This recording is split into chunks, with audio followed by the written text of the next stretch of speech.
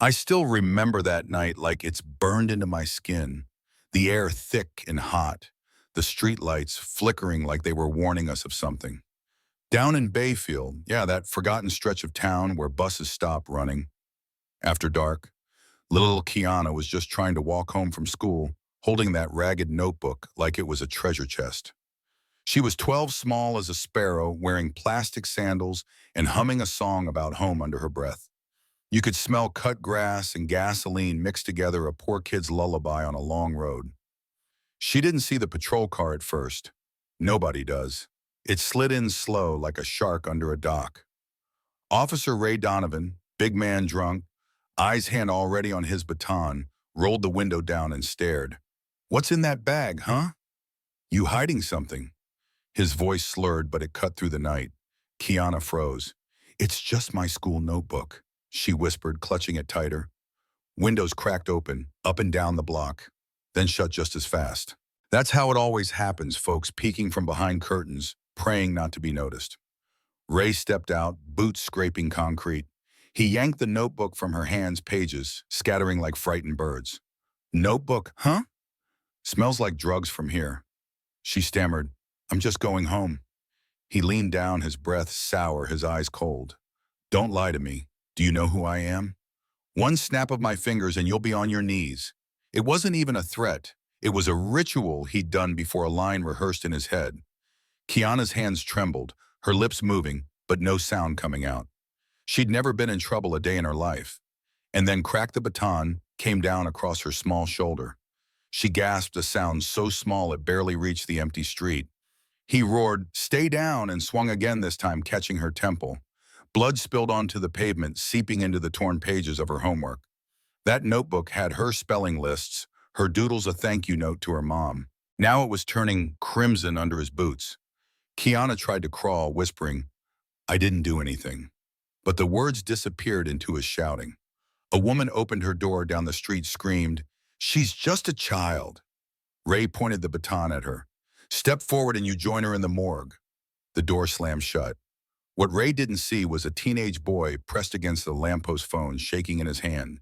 He'd been biking home, heard the screams, and without thinking, hit go live. The footage was shaky at first. Streetlight glare, then the image cleared, a big man in uniform hammering a little girl.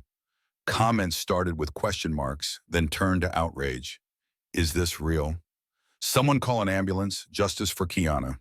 In minutes, thousands were watching. In half an hour, tens of thousands. The sound of baton on bone streamed into living rooms, cafes, and college dorms across the country. Strangers were shouting at their phones like it would make him stop. By dawn, the video was gone.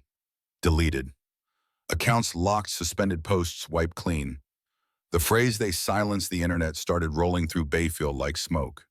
People knew they'd seen it, but when they tried to click again, nothing. Screenshots floating in group chats were all that remained. And yet one small flame stayed alive. That same teenager had saved the file on a USB drive hidden under his bed. He called it simply Kiana, MP4. That copy became the seed of everything that came next. Kiana's mom, Denise, was a line cook at a diner off the highway. She'd raised Kiana on tips and secondhand uniforms. When she saw her daughter in the hospital, tubes, bruises, her small hand taped to an IV, something in her broke, but something else hardened. She gathered hospital records, scraps of the live stream witness statements scrawled on napkins. She went to the courthouse, the legal aid office, then another and another. Guards pushed her back. Clerks said insufficient evidence. Lawyers shook their heads. You can't win against the police. But she kept walking. People on sidewalks whispered, "Poor woman," and turned away. Each door that closed made her grip the file tighter. One afternoon, she collapsed on the courthouse steps. A young man filmed her gray sweater, stained with sweat papers spilling around her like fallen leaves. He posted it with the caption, "A mother humiliated at the courthouse door." That clip went viral within hours. Folks who'd seen Kiana's beating now saw her mother sobbing under the stone archway, built for justice. Hashtags exploded. Comments piled up. "They broke the girl, now they're breaking her mom." What are these courts even for? Denise wiped her eyes, whispering on camera, "Even if I have to cross the whole country, I will find justice for my child." That one sentence became a banner. Meanwhile, Ray sat on TV in a pressed uniform. The local station framed him as a hero under pressure. A slick anchor said, "Thank you for your service." Split-screen videos popped up online. On one side, Ray in uniform, saying, "I did my duty," on the other. Ray swinging at Kiana blood on his baton. People posted, "They turned a criminal into a hero." The hashtags grew. Justice for Kiana, stop protecting abusers. Then came the leak. An anonymous account posted internal memos linking Ray to Senator Grant's office. For years, every complaint had vanished after reaching the senator's desk. A day later, an audio recording surfaced Ray at a bar, bragging, "Grant cleans up my files." One signature, poof, gone. You could hear the clink of glasses, his buddies laughing. National outlets grabbed it, played it with subtitles. This wasn't rumor anymore. This was evidence, his own voice. Folks connected the dots. The politician praising Ray on TV was the same one scrubbing his record. By now, the outrage had turned into a movement. Churches printed Kiana's face on flyers. College students marched with banners reading, "Children's blood isn't a badge of honor," graffiti sprouted on overpasses. Ray's face under the words, "Whose hero?" Human rights groups dropped a 300-page report showing 70% of complaints in Bayfield disappeared without investigation. Talk show hosts pounded the desk. This isn't one bad cop, this is a system. Through it all, Denise kept moving file under her arm. One evening on the courthouse steps, as she picked up yet another fallen page, a woman crouched beside her. Leather case, sharp eyes, hair, pulled back tight. "How many places have you been?" she asked quietly. Denise blinked at her, lips trembling.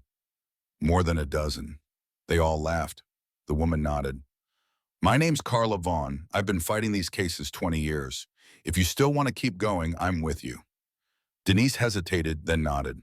In that handshake, one hand calloused from kitchen work, one hand calloused from court filings, everything shifted.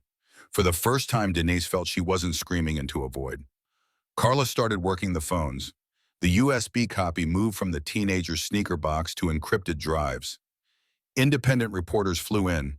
Screenshots turned into sworn affidavits. And then federal SUVs rolled into Bayfield. A late-night announcement scrolled across the bottom of the national news. President orders federal civil rights probe into Bayfield police. For people who'd marched in the heat, chanting "Justice for Kiana," it was like a crack of light through a sealed door. For Ray, sitting alone in his kitchen, it was the sound of a noose tightening. The story didn't end neatly. Kiana stayed in a coma. Senator Grant went on TV calling it political theater. Ray lawyered up, but the country had seen too much to look away. Every town hall, every dinner table, people were suddenly asking, "How many more kids have we lost? How many more videos got deleted?" Denise, once invisible, became a face on screens, coast to coast. She still kept that file, now heavier, with new statements and federal subpoenas, but she held it differently, like a banner, not a burden. I tell you this, not because it's over, but because it isn't. It's a story about a child walking home and ending up in the hospital, a mother banging on doors until her knuckles bled, a teenager too scared to breathe, but still hitting go live. It's about how power hides behind curtains and how ordinary people pull those curtains back. And now it's about you, because every time you watch without speaking, a curtain closes. Every time you share, comment, argue, a curtain opens. So tell me, if you were on that street, if you were scrolling past that live stream, what would you have done? Would you record, step in, call someone? Do you think platforms should be forced to keep evidence, even when it's ugly? Drop your thoughts below. Because justice doesn't start in a courtroom. It starts with people deciding the truth matters enough to fight for and to remember.